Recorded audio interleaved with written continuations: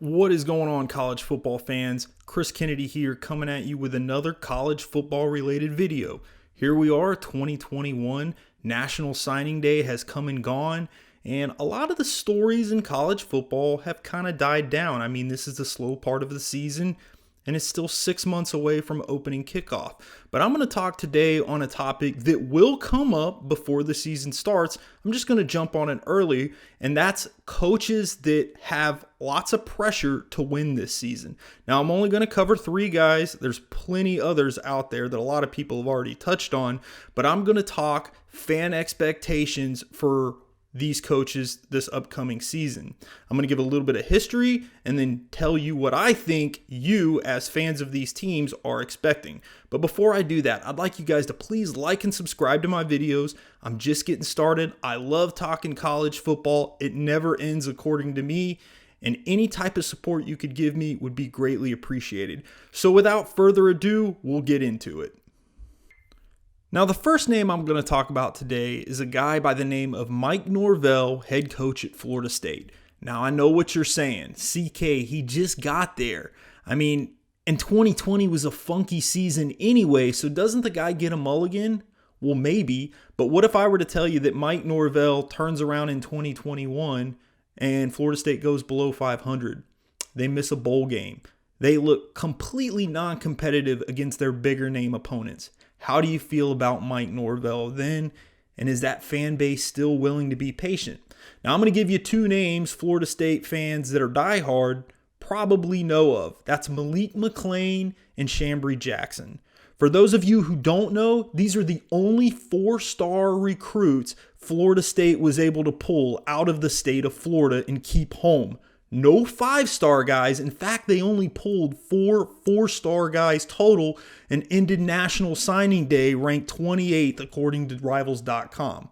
Now, we all know recruiting goes hand in hand with winning. I mean, if you can't pull in the talent, you don't have a chance to contend for titles. Not to mention, you got a team like Clemson you got to deal with every year.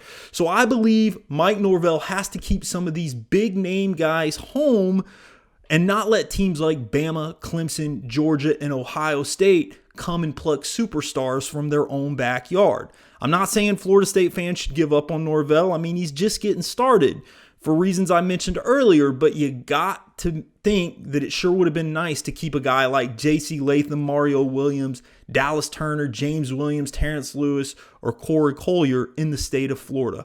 5-star guys that went other places not named Florida State. Side note, the Florida Gators and the Miami Hurricanes each got one of these guys to stay and go to their programs. Now, as far as 2021 goes, look, you got to be realistic. I mean, it's going to take time for Mike Norvell to build some things.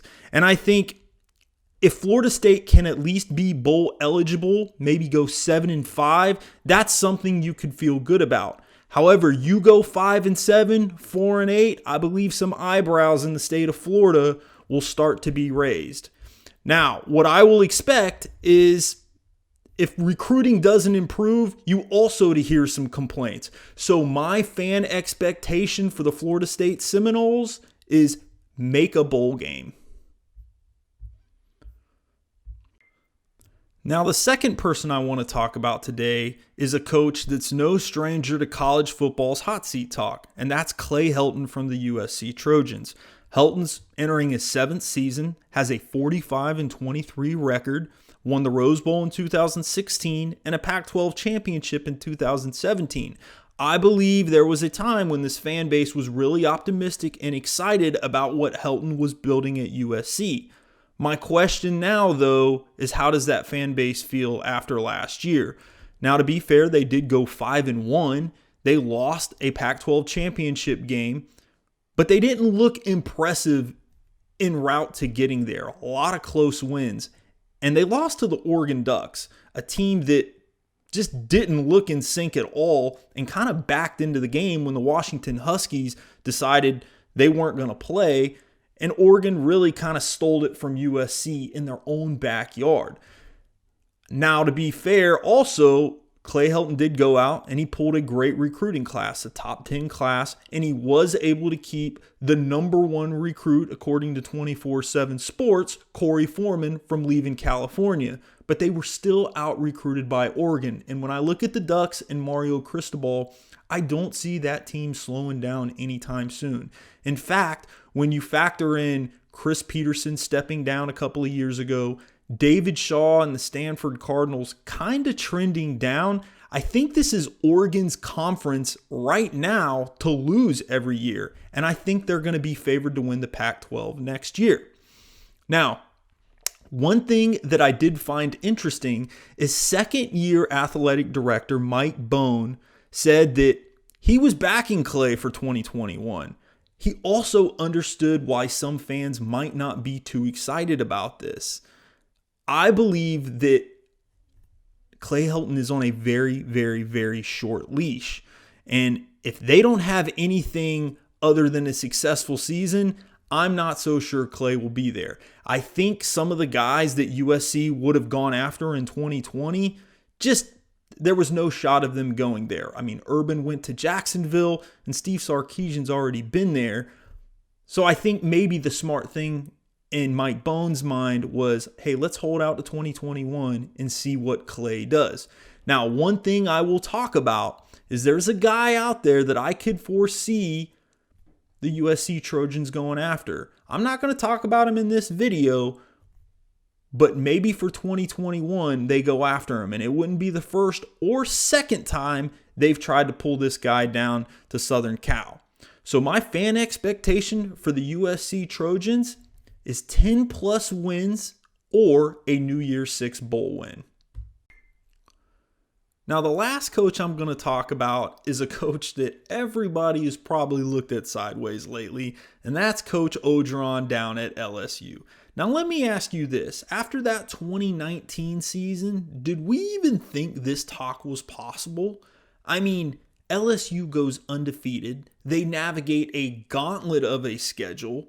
Their quarterback wins the Heisman Trophy and is the number one player taken in the NFL draft, and they win a national championship. I mean, everything was looking phenomenal for LSU, but all it takes is 1 year, and 2020 was an absolute disaster.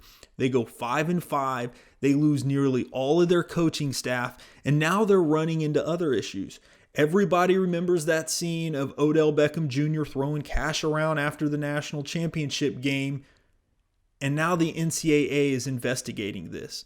They also just lost their 5-star recruit from the 2020 class, Eric Gilbert, to the Florida Gators. So I'm starting to wonder how things are run internally.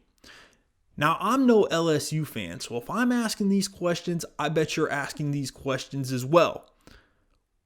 Was it Coach O in 2019, or did LSU truly just catch lightning in a bottle? Now, it's clear they miss Joe Brady. It's clear they miss Dave Aranda.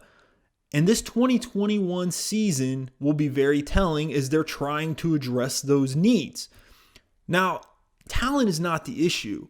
It's clear that LSU gets the talent. I mean, almost every year they recruit a top 5 class, and this year was no different. For the record, though, Coach O is one of my favorite coaches in the game, and I couldn't think of a better fit for a university. But 2021 will be crucial.